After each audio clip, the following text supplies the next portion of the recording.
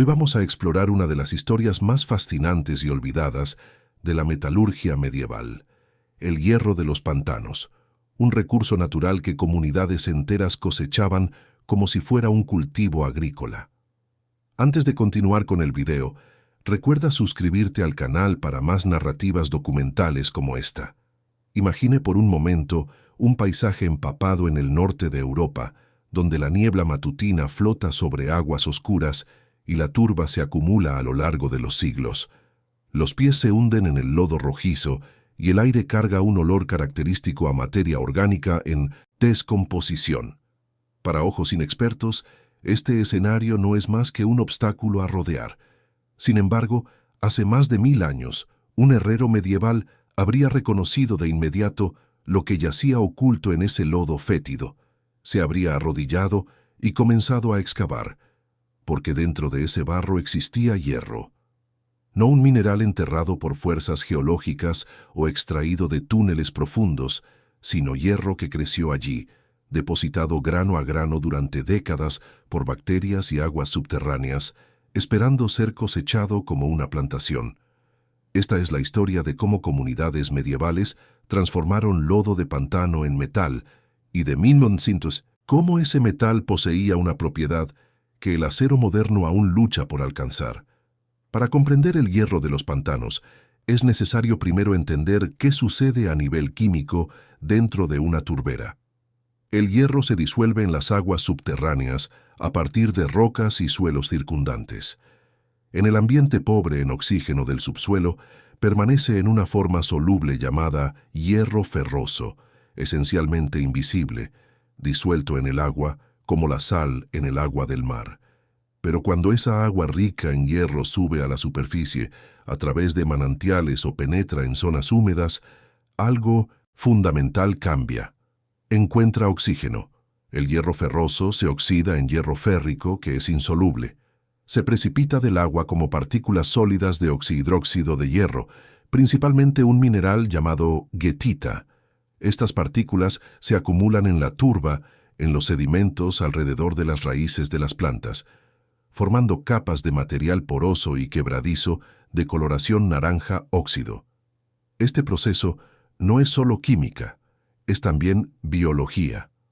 Bacterias específicas, particularmente especies como Thiobacillus ferrooxidans, actúan como catalizadores en esta transformación.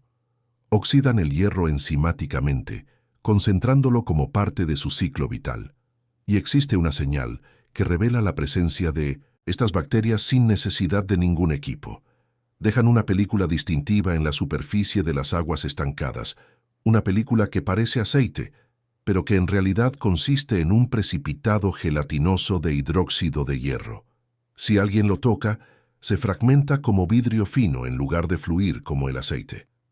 Los cazadores medievales de hierro conocían bien esta señal. Aquella película iridiscente era un marcador inequívoco. Hay hierro aquí. La característica verdaderamente notable del hierro de los pantanos reside en su capacidad de regeneración. Depósitos económicamente útiles pueden recomponerse en aproximadamente 20 años después de la cosecha. El mismo pantano podía ser explotado una vez por generación. Se retiraba la turba superficial, se extraían los nódulos de hierro, se volvía a colocar la turba y se esperaba.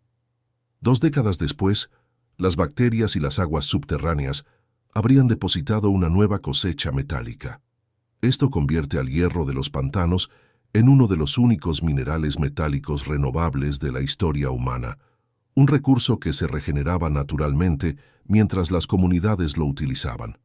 Comunidades medievales en toda la Europa septentrional organizaron economías enteras en torno a este recurso. En Escandinavia y Finlandia, el hierro de los pantanos dominó la producción de hierro aproximadamente entre los años 500 y 1300 de la Era Común. Un periodo de 8 siglos de uso continuo. En Islandia, instalaciones de producción a gran escala, conocidas como granjas de hierro, operaban específicamente para cosechar y fundir mineral de pantano. Propiedades rurales más pequeñas también practicaban esta actividad, produciendo hierro suficiente solo para la autosuficiencia. En Hungría, más de 300 talleres de fundición de la Alta Edad Media han sido excavados por arqueólogos, muchos de ellos procesando mineral local de turberas. El proceso de transformar lodo de pantano en hierro utilizable seguía una secuencia que era fundamentalmente la misma en todas estas regiones. Aunque no había contacto entre ellas, la universalidad del método sugiere que no fue inventado una sola vez y luego difundido. Fue descubierto de forma independiente múltiples veces porque la lógica del proceso es casi evidente una vez que se comprende el material. La primera etapa consistía en la recolección.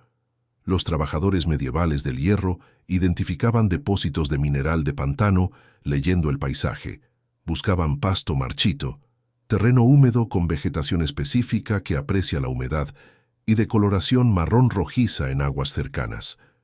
Una vez localizado un depósito, utilizaban sondas de madera o metal, empujando varas en el suelo blando para detectar concentraciones mayores de mineral bajo la superficie. Entonces cortaban capas de turba con cuchillos propios y extraían el mineral manualmente. Algunos depósitos contenían nódulos del tamaño de guisantes esparcidos por la turba. Otros formaban costras y placas más grandes. La segunda etapa era el tostado. El mineral recolectado estaba mojado, frecuentemente saturado con agua del pantano. Antes de poder entrar en un horno, necesitaba ser secado y parcialmente purificado. Los trabajadores disponían el mineral bruto sobre una cama de leña y la encendían. El calor, alcanzando aproximadamente 600 a 800 grados Celsius, expulsaba la humedad y quemaba impurezas volátiles, particularmente el azufre. El azufre en exceso hace que el hierro sea imposible de trabajar, haciendo que se vuelva quebradizo y se agriete durante la forja. El tostado también hacía que el mineral fuera más poroso y fácil de triturar en fragmentos menores, lo que mejoraba el flujo de gases durante la fundición. La tercera etapa era la fundición propiamente dicha. Los fundidores medievales construían hornos de reducción directa con arcilla local, estructuras típicamente cónicas de 70 a 100 centímetros de altura, con un diámetro interno de 30 a 40 centímetros. El horno se cargaba en capas alternas de carbón vegetal y mineral tostado triturado, en una proporción aproximada de 1 a 1 en peso, añadiendo de 7 a 15 kilogramos de mineral de forma incremental a lo largo de 2 a 4 horas. El aire se suministraba a través de un tubo de arcilla llamado tobera, conectado a fuelles operados manualmente. La temperatura de fundición alcanzaba entre 1100 y 1300 grados Celsius. Este punto es fundamental para comprender el proceso. El punto de fusión del hierro puro es de 1538 grados Celsius. Los hornos medievales jamás alcanzaban esa temperatura. El hierro nunca se volvía líquido. En su lugar, a las temperaturas más bajas de los hornos de reducción directa, el óxido de hierro en el mineral era químicamente reducido por el monóxido de carbono proveniente de la quema del carbón vegetal. El oxígeno era eliminado, dejando atrás partículas sólidas de hierro metálico que se soldaban unas a otras formando una masa esponjosa y porosa llamada lupa o bloom. Mientras tanto, el material no deseado, la sílice, la alúmina y diversas impurezas, se derretían en escoria líquida que escurría hacia abajo y fuera del horno. El rendimiento era modesto. Un horno de reducción directa típicamente convertía solo del 10 al 20% del hierro contenido en el mineral en una lupa utilizable. El resto se perdía en la escoria, pero la lupa que emergía era hierro real, listo para la forja. La cuarta etapa era la consolidación. La lupa salía del horno repleta de escoria atrapada, fragmentos de carbón y huecos. Necesitaba ser martillada repetidamente mientras estaba caliente para expulsar las impurezas y comprimir el metal en un lingote sólido y trabajable. Este era un trabajo físico arduo. Cada golpe expulsaba bolsas de escoria líquida y soldaba los granos de hierro con más firmeza. El resultado era hierro forjado, un hierro de bajo carbono que podía ser moldeado en herramientas, clavos, bisagras, cuchillos y armas. Es aquí donde la historia se vuelve genuinamente interesante desde una perspectiva de la ciencia de materiales. La industria moderna trata el fósforo en el acero como un contaminante en concentraciones superiores a aproximadamente el 0,04%. El fósforo causa lo que los metalúrgicos llaman fragilidad en frío, una forma de debilitamiento que hace que el acero se agriete bajo impacto, especialmente a bajas temperaturas. Toda especificación moderna de acero establece límites superiores estrictos para el contenido de fósforo. Sin embargo, el mineral de hierro de los pantanos es naturalmente rico en fósforo. Análisis químicos de minerales de pantano del condado de Somogy, en Hungría, realizados en la Universidad de Tecnología y Economía de Budapest, encontraron concentraciones de pentóxido de fósforo entre el 3 y casi el 5% en peso en el mineral bruto. Este fósforo se transfiere a la lupa de hierro durante la fundición. El metal resultante, que los investigadores llaman hierro fosfórico, típicamente contiene entre el 0,5 y el 1,5% en peso de fósforo. En términos modernos, este es un contenido de fósforo absurdamente alto. Ninguna siderúrgica moderna lo produciría intencionalmente. Y no obstante, estudios arqueométricos en toda Europa han confirmado que el hierro fosfórico no era un defecto. Fue deliberadamente utilizado a lo largo de todo el período medieval. ¿Por qué? Porque el fósforo hace dos cosas que los herreros medievales descubrieron empíricamente siglos antes de que nadie comprendiera la química involucrada. Primero, el fósforo aumenta la dureza. Una hoja de hierro fosfórico mantiene el filo mejor que el hierro forjado puro. Los fabricantes medievales de cuchillos explotaban esto usando hierro fosfórico específicamente para los bordes cortantes. Segundo, y más importante para nuestra historia, el fósforo aumenta la resistencia a la corrosión. El hierro hecho de mineral de pantano, con su contenido residual de fósforo y frecuentemente con silicatos residuales, que forman un recubrimiento vítreo en la superficie, resiste el óxido atmosférico significativamente mejor que el hierro forjado común o el acero dulce moderno. Este no era un conocimiento teórico para los artesanos medievales. Podían verlo con sus propios ojos. La demostración más dramática estaba en las hojas de espadas soldadas con patrón. Entre los siglos V y XIV, los espaderos europeos creaban hojas forjando juntas, soldando tiras alternas de diferentes tipos de hierro, luego torciéndolas y esmerilándolas para producir patrones serpentinos en la superficie de la hoja. El hierro fosfórico de mineral de pantano se usaba como uno de los metales contrastantes precisamente porque se corroía a una tasa diferente a la de las capas de hierro común y acero. Cuando la hoja era atacada con un ácido suave, el hierro fosfórico permanecía brillante, mientras los otros metales se oscurecían, creando un contraste visual impresionante. La técnica de soldadura de patrón dependía de la resistencia a la corrosión del hierro de pantano para hacer visible la decoración. Investigadores de la Universidad de Tecnología de Budapest confirmaron esto a través de experimentos de fundición. Cuando el mineral de hierro de pantano, con alto contenido de fósforo, fue fundido en reconstrucciones de hornos medievales, las lupas resultantes contenían hierro fosfórico con microestructuras que correspondían a aquellas encontradas en hojas de espadas arqueológicas y filos de cuchillos que datan del siglo VIII al XIV. Los vikingos llevaron el hierro de los pantanos a lugares donde ningún europeo había fundido hierro antes. Alrededor del año 1021 de la Era Común, exploradores nórdicos establecieron un asentamiento en lo que hoy es Lance Ox Meadows, en el extremo norte de la isla de Terranova, en Canadá. El sitio consistía en 8 estructuras de madera cubiertas de turba, incluyendo 3 viviendas, una forja y 4 talleres.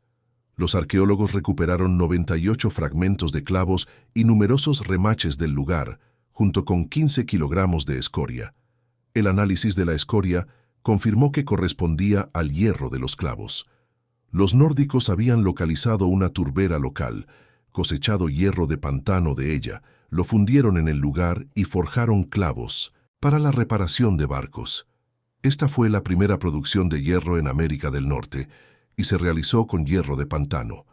Un solo barco largo nórdico requería aproximadamente 7.000 clavos forjados a partir de unos 400 kilogramos de hierro acabado. Producir esa cantidad de hierro a partir de mineral de pantano significaba que un herrero necesitaría procesar aproximadamente 30 toneladas de mineral bruto. Los historiadores han argumentado que el hierro era en realidad un prerequisito para los asentamientos vikingos. Propusieron que los nórdicos, sabiendo que sus barcos necesitarían reparaciones, buscaban activamente lugares donde el hierro de pantano estuviera disponible. El asentamiento en Lance Ox Meadows estaba posicionado inmediatamente adyacente a una turbera. Esto no fue coincidencia. En la época en que los nórdicos llegaron a Terranova, las comunidades escandinavas habían estado fundiendo hierro de pantano durante casi 1500 años. El conocimiento estaba tan extendido que incluso trabajadores relativamente inexpertos podían producir hierro utilizable. El análisis de la escoria de Lance Ox Meadows mostró que se podría haber extraído significativamente más hierro del mineral del que realmente se extrajo, sugiriendo que los trabajadores allí eran competentes, pero no fundidores expertos. Esto respalda un punto importante. La fundición de hierro de pantano era conocimiento común, no un secreto comercial restringido a maestros. En Rusia, el mineral de pantano permaneció como la principal fuente de hierro hasta el siglo XVI, cuando los depósitos en los montes Urales se volvieron accesibles. En la América del Norte colonial, el hierro de pantano fue extensamente cosechado a lo largo de la costa este. Durante la Revolución Americana, se fundieron balas de cañón a partir de hierro de pantano para las fuerzas coloniales. Las primeras minas de hierro conocidas en América del Norte, supuestamente en operación alrededor de 1578 en St. John's, Terranova, eran operaciones de hierro de pantano. Las August Iron Works en Massachusetts, establecida en 1646, procesaba mineral de pantano local. El horno de hierro Nasawango, cerca de Snow Hill, Maryland, operó comercialmente desde aproximadamente 1825 hasta 1850, procesando hierro de pantanos cercanos.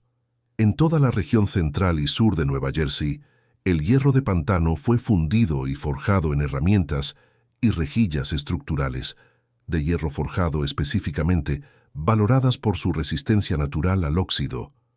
Muchas de estas rejillas aún permanecen en edificios en Trenton y Camden todavía intactas, todavía sosteniendo escaleras y balcones. Mientras tanto, el acero dulce moderno expuesto al mismo aire costero comienza a corroerse en cuestión de meses. Entonces, ¿qué pasó? ¿Por qué nos detuvimos? La respuesta no es que encontramos algo mejor en todos los aspectos. La respuesta es que encontramos algo más barato y más rápido. El cambio comenzó con el desarrollo de altos hornos alimentados con coque en el siglo XVIII. Estos hornos podían procesar mineral extraído de minas, particularmente hematita y magnetita, a temperaturas y volúmenes vastamente superiores a los que los hornos de reducción directa podían soportar. Un alto horno produce hierro fundido en forma líquida que puede ser vertido en moldes. La producción escaló de kilogramos por día a toneladas por día. La economía era abrumadora. Pero hubo un intercambio. El hierro de alto horno y los aceros derivados de él tienen composiciones fundamentalmente diferentes al hierro de pantano producido en hornos de reducción directa. El fósforo que le daba al hierro de pantano su resistencia a la corrosión ahora era considerado un contaminante a eliminar. Las inclusiones de silicato, que formaban una capa protectora vítrea en el hierro forjado, fueron eliminadas. El nuevo acero era más fuerte, más uniforme, más disponible y vastamente más barato. También era mucho más vulnerable al óxido. Y así entramos en la era moderna de la corrosión metálica.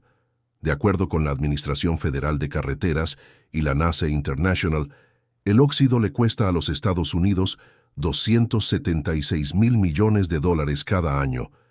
Eso representa el 3,1% de todo el Producto Interno Bruto gastado, combatiendo un problema que los herreros medievales resolvieron parcialmente con lodo de pantano. El costo global de la corrosión se estima en 2,5 billones de dólares anuales, aproximadamente el 3,4% del Producto Interno Bruto mundial. No resolvimos el problema del óxido. Lo escalamos, puentes derrumbándose, tuberías de agua estallando, concreto armado desintegrándose. Solo los Estados Unidos experimentan aproximadamente 240.000 rupturas de tuberías de agua al año, la mayoría causadas por la corrosión. Hay una ironía en el enfoque moderno de la corrosión que un herrero medieval encontraría desconcertante. Producimos acero que se oxida fácilmente, luego gastamos sumas enormes aplicando recubrimientos, galvanización, pintura, protección catódica y tratamientos químicos para evitar que se oxide. Diseñamos soluciones para un problema que existe en parte porque eliminamos la resistencia a la corrosión del metal en primer lugar. El acero Corten moderno, vendido bajo nombres comerciales como Corten, intenta imitar parte de lo que el hierro de pantano hace naturalmente. Utiliza una mezcla de elementos que incluyen manganeso, níquel, silicio y cromo para formar una capa estable de óxido que protege el metal subyacente. Es un buen material, pero vale la pena notar que el hierro de pantano medieval lograba un efecto similar usando nada más que la química natural de un pantano. La comunidad de arqueología experimental ha mantenido vivo el conocimiento. En Somogy, Hungría, un campamento internacional anual de fundición de hierro de 5 días, enseña a los participantes el proceso medieval completo, desde la quema de carbón vegetal hasta la recolección de mineral, pasando por la fundición en horno de reducción directa hasta la forja de productos acabados. El grupo de investigación Herstwick en Nueva Inglaterra ha llevado a cabo proyectos de arqueología experimental de varios años, replicando la fundición de hierro de la era vikinga en Islandia, produciendo con éxito hierro de alta calidad a partir de mineral de pantano obtenido localmente y refutando la creencia largamente sostenida de que el hierro de pantano islandés era de baja calidad. Estos experimentos confirmaron algo importante. El proceso funciona, es intensivo en mano de obra y lento, pero el hierro que produce es real, funcional y en algunos aspectos mensurables superior a las alternativas modernas para aplicaciones donde la resistencia a la corrosión importa más que el volumen. Entonces, ¿alguien hoy en día podría realmente hacer esto? ¿Podría una persona cosechar hierro de pantano y fundirlo? En principio, sí. Los depósitos de hierro de pantano todavía existen en toda Europa septentrional, Rusia, Canadá y partes del norte de los Estados Unidos. La película iridiscente bacteriana en el agua del pantano todavía marca depósitos potenciales. El proceso no requiere electricidad ni productos químicos modernos. Se necesita arcilla para construir un horno, carbón vegetal como combustible, fuelles para el aire y paciencia. En la práctica existen consideraciones legales y ambientales. Muchas zonas húmedas son ahora hábitats protegidos. Recolectar mineral de un pantano protegido violaría las regulaciones ambientales en la mayoría de los países. Y construir una operación de quema de carbón vegetal produce un humo significativo, pero el conocimiento en sí es accesible. Grupos de arqueología experimental publican documentación detallada de sus métodos de fundición. El periódico EXARC, una publicación internacional de arqueología experimental, incluye reconstrucciones paso a paso de procesos medievales de fundición. La investigación del grupo Herstwick sobre la fundición de hierro islandesa está disponible públicamente. Para el interesado en la autosuficiencia, la conclusión es esta. La fundición de hierro a partir de mineral de pantano es una de las poquísimas tecnologías de trabajo con metal que puede realizarse enteramente con herramientas manuales y materiales naturales, sin energía de la red eléctrica, sin cadena de suministro industrial, solo conocimiento, trabajo y un pantano. Hace más de 1000 años, un explorador nórdico desembarcó en una costa rocosa en Terranova. Su barco necesitaba clavos. Encontró una turbera, reconoció los signos del hierro, construyó un horno de arcilla, quemó carbón vegetal de madera local y produjo el metal que necesitaba. Los clavos que forjó fueron recuperados por arqueólogos un milenio después. Habían sobrevivido 1000 años en suelo ácido y empapado. Hoy, un clavo galvanizado estándar pierde su recubrimiento protector de zinc en 15 o 20 años en un ambiente marino. Un clavo de acero dulce no tratado puede oxidarse completamente en menos de una década. El clavo vikingo está en un museo. El clavo moderno está en un vertedero. No hemos avanzado más allá de la metalurgia medieval en todos los aspectos. De algunas maneras muy específicas y mensurables, elegimos velocidad y volumen sobre durabilidad. El hierro de pantano era lento de hacer, limitado en cantidad y requería un conocimiento íntimo de los paisajes locales.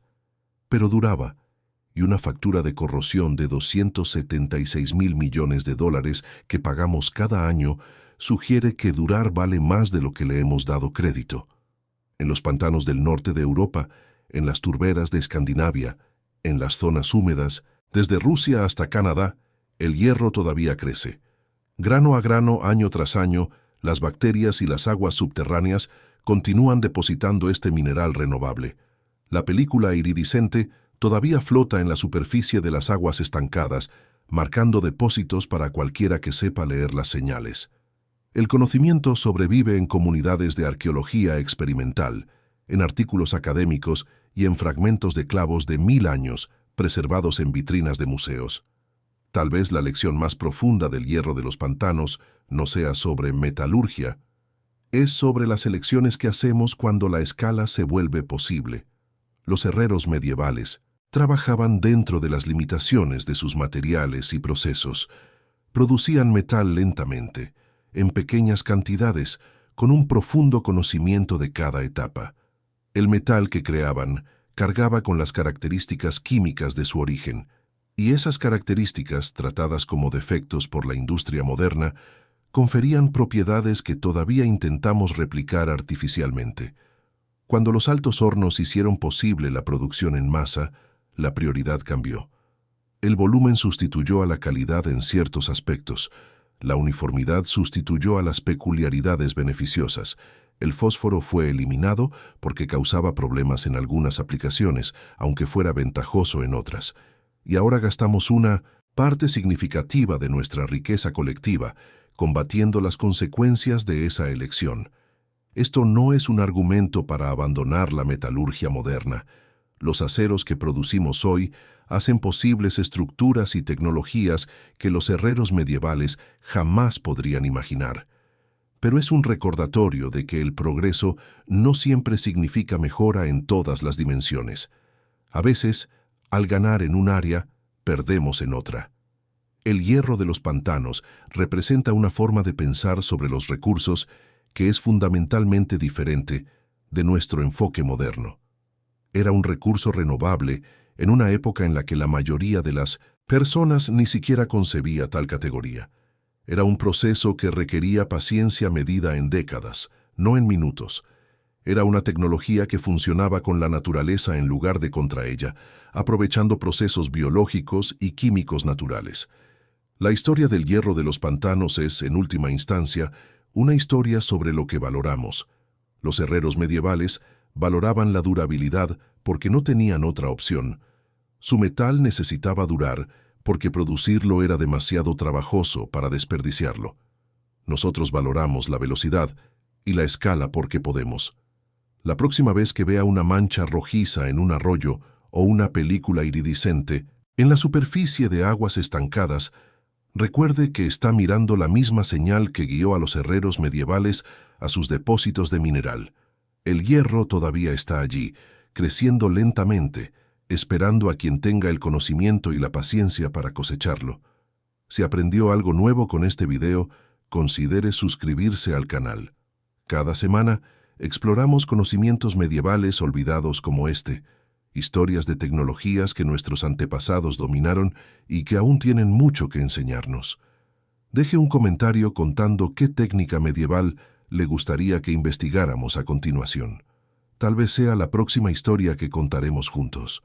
Y si este contenido fue valioso para usted, compártalo con alguien que también aprecie estos viajes por el pasado. Gracias por vernos y nos vemos en el próximo episodio.